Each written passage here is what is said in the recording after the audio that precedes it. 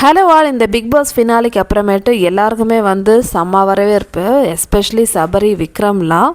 சபரிக்கெல்லாம் வந்து எத்தனை செலிப்ரேஷன் பாருங்களேன்.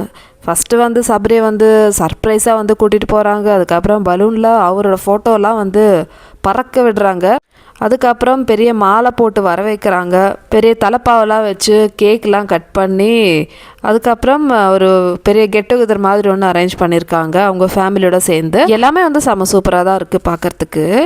ஆனால் இந்த அளவுக்கு வந்து கொண்டாடுறதுக்கு அவர் என்ன பண்ணார் அதுதான் தெரியல.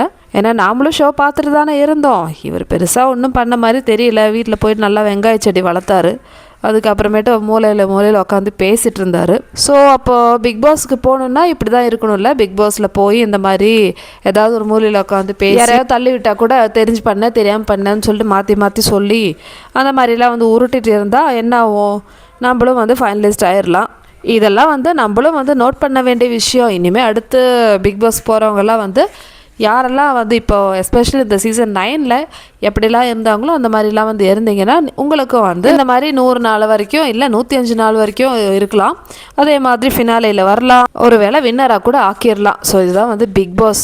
அங்கே வந்து உழைப்புக்கு மரியாதை இல்லை, அதே மாதிரி ஹார்ட் ஒர்க்குக்கும் மரியாதை இல்லை. பிக் பாஸ் மெட்டீரியல்னால் நான் இதுக்கு முன்னாடி சொன்னல அதே மாதிரி இருங்க.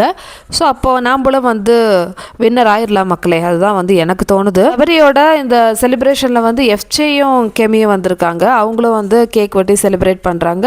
எல்லாமே வந்து ஹாப்பியாக தான் இருக்குது. நான் எதுவுமே குறை சொல்லலை. இவ்வளோ நாள் நம்மலாம் வந்து ஷோ பார்த்தோம் இல்லையா? ஸோ அந்த ஒரு அக்கறை இருக்காதா? அந்த ஒரு ஆதங்கத்தில் வந்து நான் வந்து சொல்கிறேன். ஏன்னா இந்த மாதிரிலாம் வந்து இருந்தால் தான் நம்ம வந்து பழச்சிக்க முடியும்னு சொல்லிட்டு. டைட்டில் வின்னருக்கு கூட இந்த அளவுக்கு வந்து செலிப்ரேஷன் நடக்கல பாருங்களேன். அதுதான் வந்து நான் யோசிச்சுன்னு இருக்கேன். எங்கடா வின்னரோட செலிப்ரேஷன்? நானும் வந்து பார்த்துட்டே இருக்கேன். திவ்யாவோட வின்னர் செலிப்ரேஷன் வந்து மாறி போயிடுச்சோ, ஒருவேளை சபரின்னு நினச்சிட்டாங்களோ புரியலையே. பிக் பாஸில் நம்ம என்னதான் வந்து பண்ணியிருந்தாலும் வெளியே வந்து ஹாப்பியாக தானே இருக்காங்க. ஆனால் ஒருத்தவங்களுக்கு மட்டும் ஏன் வந்து அந்த மாதிரி நடக்கல? அதுதான் எல்லாருமே நல்லவன் ஆயிட்டீங்கல்ல. ஆனால் பார்வதியே விட மாட்டேன்றீங்க. இப்போ கூட வந்து எக்ஸ்லேயும் மற்ற சோஷியல் மீடியாலேயும் வந்து பார்வதியை கெட்ட பேரால் தான் வந்து டேக் பண்ணிகிட்ருக்காங்க. எதுக்கு இந்த பொழப்புன்னு கேட்குறேன்.